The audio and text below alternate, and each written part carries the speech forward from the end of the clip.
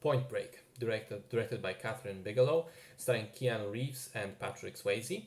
It's an action film that was a spiritual father to the first Fast and Furious movie, and so it should come as no surprise that there are many, many similarities, especially in terms of the plot. Keanu Reeves is an FBI agent fresh out of school, joining the LA task force that is tracking a gang of bank robbers.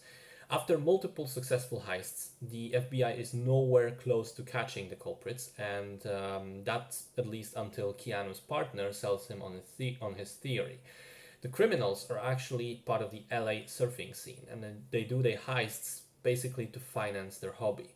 Keanu then goes undercover to learn surfing and join the local scene, quickly meeting a charismatic surfer named Bodhi that he, on the one hand, suspects of being involved in the crimes, on the other, slowly befriends despite himself. So, as I said, very similar to the first Fast and Furious.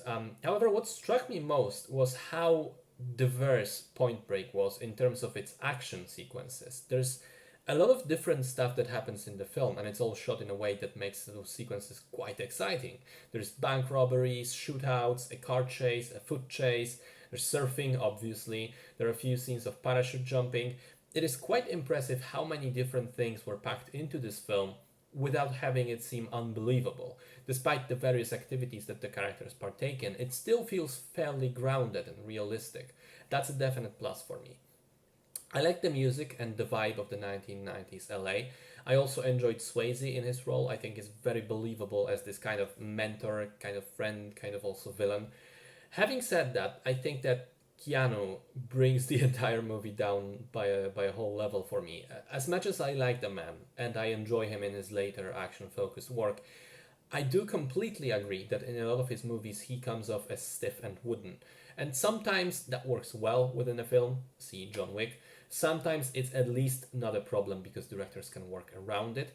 In Point Break, unfortunately, it took me out of the movie quite a lot. I just couldn't believe that his character is a real person. I kept seeing an actor delivering his lines. Also, the story itself is fairly predictable, and the romantic subplot especially feels clunky and poorly resolved.